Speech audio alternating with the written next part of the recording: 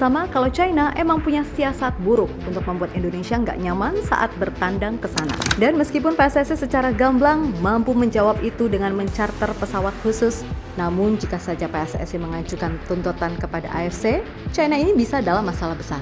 Sebab apa yang dilakukan oleh China boleh jadi akan mendapatkan sanksi andai benar-benar ada regulasi yang dilanggar.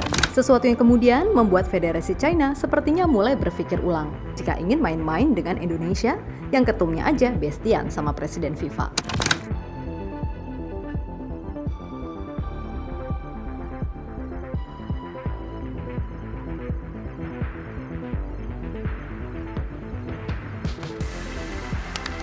Timnas China sepertinya emang harus memperbaiki niat mereka untuk mengerjai Indonesia. Ini bukan soal urusan Erick Thohir dekat dengan FIFA atau apapun, melainkan masalah ini bisa jadi akan lebih runyam bagi China itu sendiri. Yap, kita tentu tahu kalau China akan menaruh laga melawan Indonesia di Qingdao Youth Football Stadium yang ada di kota Qingdao. Di mana jika Indonesia melakukan perjalanan pakai pesawat komersil, maka akan memakan waktu yang sangat lama, yakni bisa sampai total 30 jam. Dan perkara akses dari bandara utama sampai ke stadion inilah yang mungkin bisa jadi senjata Indonesia buat memukul balik China.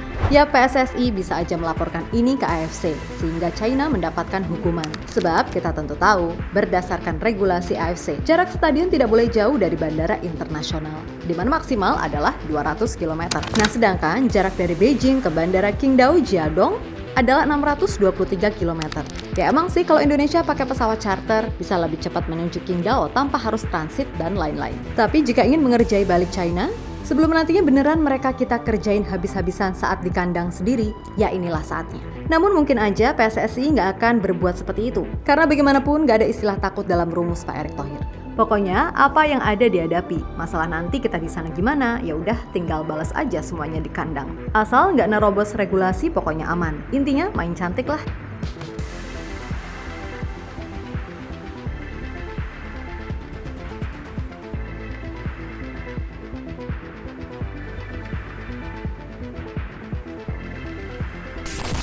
Tiap melihat sikon yang ada, wajar jika China ini sekarang ibaratnya maju kena, mundur kena. Mau maju tapi ketar-ketir, kalau Indonesia beneran ngegas sampai AFC. Tapi kalau mau mundur kok ya rugi. Serba salah deh pokoknya. Nah, melihat sikap China yang semacam ini pada akhirnya membuat media Jepang, Nikkei Sport, dengan tegas menyebut China ini sebagai tim yang menyedihkan. Karena untuk melawan Indonesia aja, mereka sampai melakukan apapun untuk menang. Padahal jika dilihat dari head to head, China ini harusnya bisa pede loh kalau ketemu Indonesia, khususnya ketika laga kandang. Yap, dalam 5 pertemuan terakhir Indonesia sama sekali belum pernah menang, bahkan di 2 pertemuan terakhir. Oleh sebab itu, harusnya dari sisi mental, mereka udah punya modal bagus gitu loh. Meskipun di satu sisi kembali lagi, itu kan hanya data. Dan terlebih itu terjadi ketika Indonesia belum seperti sekarang ini. Jadi ya sebenarnya wajar mereka begitu.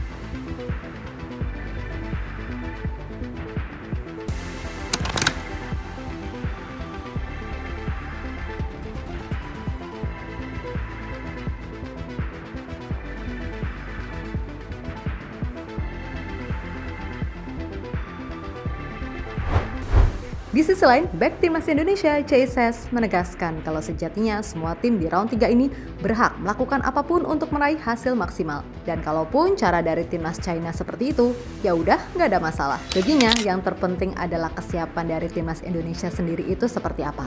Bagi kami, ini adalah kesempatan baru untuk membawa Indonesia maju lagi. Kami melihatnya sebagai tantangan besar. Tujuan kami jelas, tetapi kami lihat saja sejauh mana kami bisa melangkah. Tegas Bang Jai, dilansir dari media Belanda, Football Zone.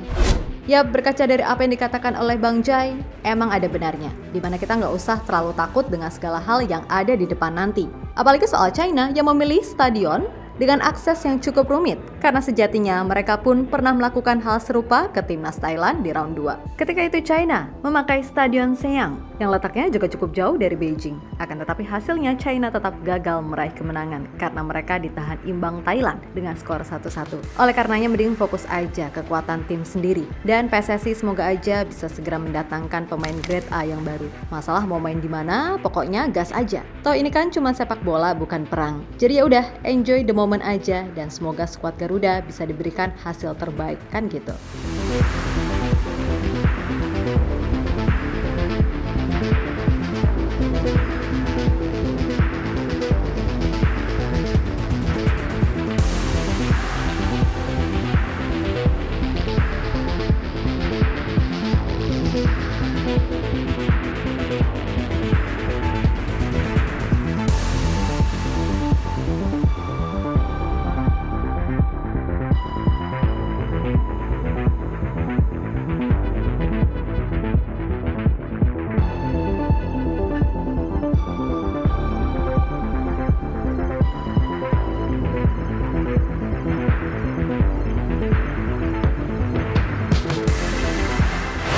Yap, terlepas dari apapun, pokoknya yakin aja Indonesia bakal bisa berbuat banyak di round 3 nanti. Emang sih, tantangannya sulit banget, tapi bukan berarti kita harus takut. Boleh kita dibilang tim dengan ranking terendah. Tapi soal fighting spirit, tunjukkan kalau kita bisa jadi nomor 1. Toh sepak bola bukan matematika yang cuma bisa diukur pakai data. Jadi harusnya peluang Indonesia di grup C ini emang tetap ada gitu loh, meskipun ya nggak lebih dari 40%. Intinya, ketika laga tandang, usahakan minimal imbang deh. Atau kalah juga nggak kebantai. Dan ketika laga kandang, manfaatkan sebaik mungkin. Apakah itu bisa? Ya bisa banget. Asal semua pemain paham porsi tugas masing-masing dan main kompak sesuai dengan kapasitas yang dimiliki, serta nggak ada masalah ini itu di luar lapangan. Peluang itu tetap ada kok, dan kami sudah jamin.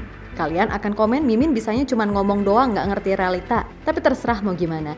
Intinya sebagai pecinta sepak bola Indonesia, kami hanya ingin yang terbaik. Walaupun kadang cara kami mengkritik itu keras. Namun yang pasti ini murni karena sepak bola bukan atas dasar suka tak suka atau urusan pribadi lainnya. Kayak siapa? Ya kalian tahulah pokoknya.